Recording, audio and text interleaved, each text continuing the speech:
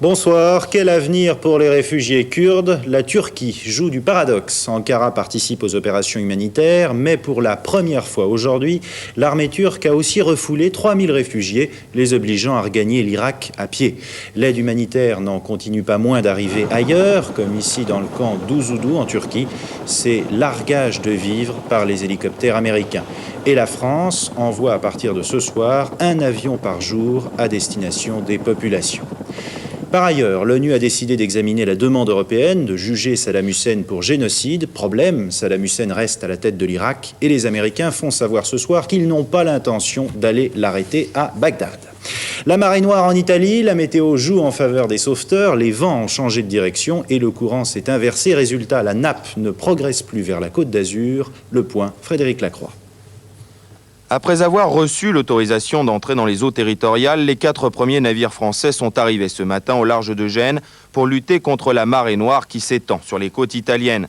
Les vents et les courants marins ont sérieusement freiné aujourd'hui la progression de la nappe, qui stagne dorénavant une 60aine de kilomètres de la Côte d'Azur.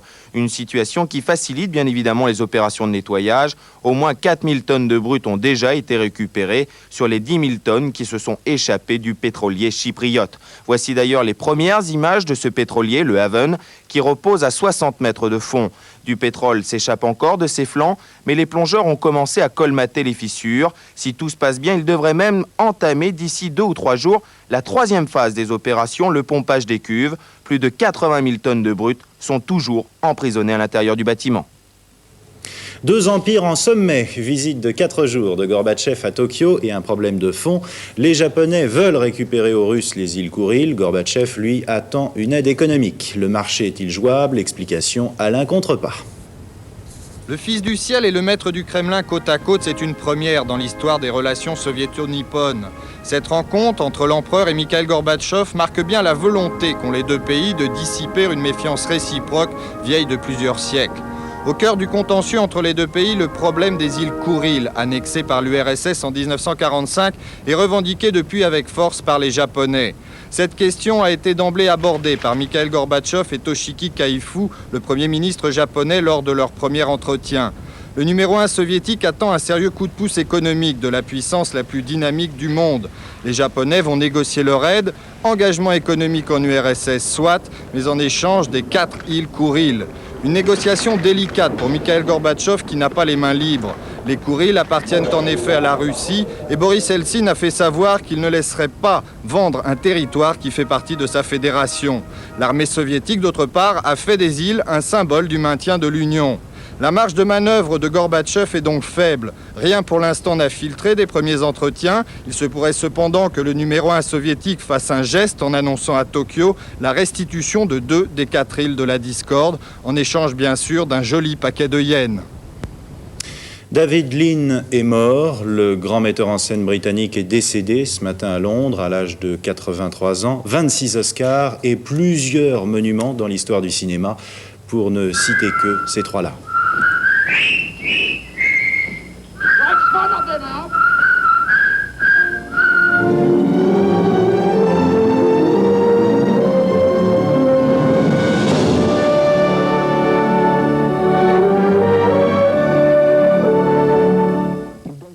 Le pont de la rivière Kwai, Dr Givago et Laurence d'Arabie.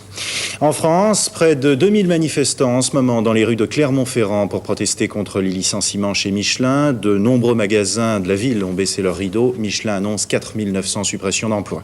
Attention, si vous devez prendre l'avion demain, grève du personnel au sol et Air Inter prévoit un vol sur 4. La bourse, moins 1,07% pour les valeurs françaises. Quartet de Saint-Cloud, la combinaison 2, 12, 6, 14, vous rajoutez le 18 pour le Quintet Plus, un peu plus de 21 000 francs pour le Quartet et vous découvrez les autres rapports.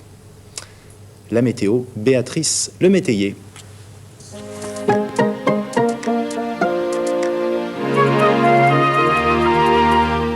L'anticyclone basé sur l'Islande garantit du soleil à l'ouest du pays. Le sud et l'est, eux, seront sous l'influence des dépressions portugaises et scandinaves. Alors demain matin, ciel variable et averse sur Pays Basque, Midi-Pyrénées et Languedoc-Roussillon. Idem sur Nord et Picardie. Nuages pour l'est, mais soleil à l'ouest et au centre. L'après-midi, un tiers nord sous les nuages avec quelques averses, cette fois pour Lorraine, Alsace et Franche-Comté. tandis que les 2 tiers sud auront droit au beau temps, sauf les Pyrénées, où il y aura encore quelques averses locales. Température en très très nette baisse, pas plus de 7 degrés à Strasbourg, 9 à Paris, 19 quand même à Nice et Montpellier et 20 en Corse. Interflora, des fleurs dans le monde entier. Tout de suite du cinéma avec Femme au bord de la crise de nerfs. Excellente soirée.